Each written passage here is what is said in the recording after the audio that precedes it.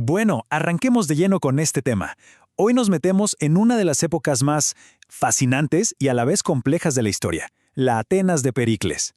Siempre la escuchamos nombrar como la cuna de la democracia, ¿no? Pero, a ver, ¿fue tan así realmente? Y justo ahí está el punto clave que vamos a explorar, porque por un lado, Atenas nos regaló una idea que literalmente cambió el mundo.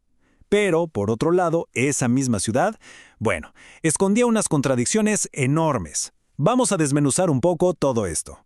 Primero lo primero, pongamos un poco de contexto. Nos vamos a situar en el siglo V a.C. Este fue el momento en que Atenas, con Pericles a la cabeza, llegó a la cumbre, a su máximo esplendor en todo, poder político, económico y, por supuesto, artístico.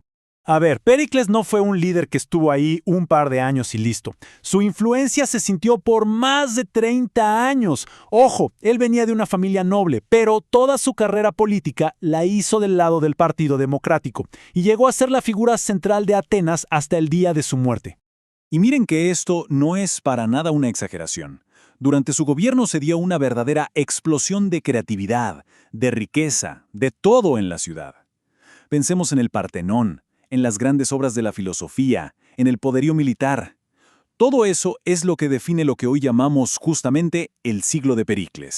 Ok, pero la gran pregunta es, ¿cómo lo hizo? ¿Cómo lo logró? Bueno, para entenderlo, vamos a ver las reformas que fueron clave para transformar Atenas y construir todo ese poder. Y antes de meternos de lleno en las reformas, paremos un segundo a recordar el concepto central de todo esto: democracia.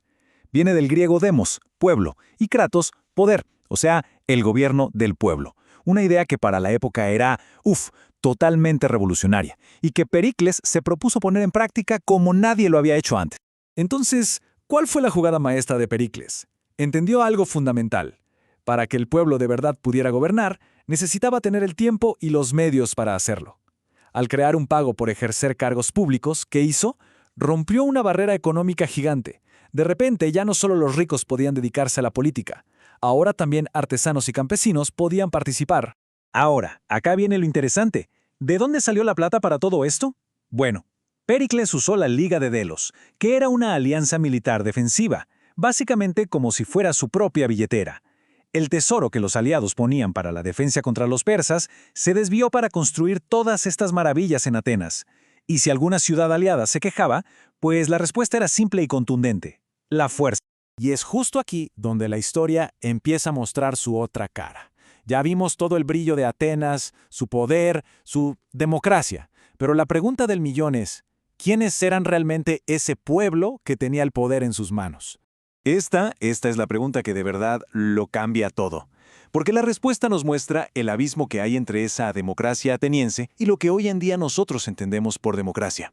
Imaginemos el escenario, el ágora, el centro neurálgico, el corazón de la vida pública ateniense. Aquí pasaba todo, se debatía, se hacían negocios, se votaba. Pero, y este es un gran pero, las voces que realmente se escuchaban y contaban ahí eran las de una minoría súper exclusiva. La gran mayoría de la gente que vivía en Atenas jamás tuvo la oportunidad de participar en las decisiones. Y fíjense, incluso antes de meternos con las exclusiones por ley, ya había una barrera bien práctica. Dedicarse a la política era un trabajo de tiempo completo. ¿Y quiénes podían darse ese lujo? Pues los que no necesitaban trabajar para vivir, o sea, los ricos. Las reformas de Pericles, como vimos, intentaron cambiar un poco esto, pero la base del sistema ya venía así, era fundamentalmente elitista desde su nacimiento. Y ahora sí, vamos a ver la cruda realidad. Vamos a ponerle nombre y apellido a todos los grupos que quedaban fuera de este sistema, y no por casualidad, sino de forma explícita y sistemática. Miren esta tabla porque lo deja clarísimo. Para ser ciudadano tenías que cumplir varios requisitos: ser hombre, ser libre y ser hijo de padre y madre atenienses. Punto.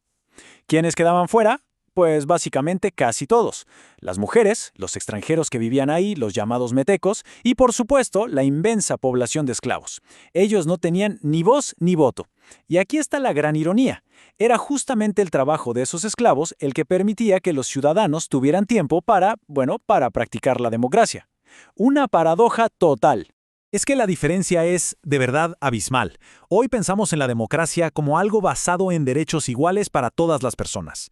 En cambio, la versión ateniense era Pues un club muy exclusivo, un sistema de privilegios para un grupito muy selecto que se sostenía gracias a la exclusión de la gran mayoría.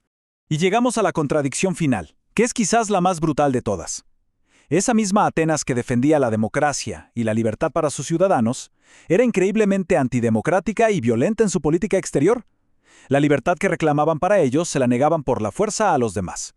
Y para que quede claro, veamos un ejemplo que pasó a la historia por su crueldad.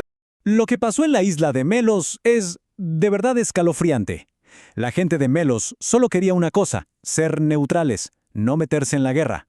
Pero la poderosa Atenas llegó y les dio un ultimátum. O se unen a nuestro imperio o los destruimos. Los melios valientemente se negaron, y Atenas cumplió su amenaza con una frialdad y una crueldad absoluta. Y ojo, esto no fue un hecho aislado, Era la lógica con la que funcionaba su imperio. Entonces, llegados a este punto, la pregunta es inevitable. ¿Cómo hacemos para reconciliar estas dos caras de Atenas? Por un lado, ese laboratorio político increíble, y por el otro, ese imperio implacable y despiadado.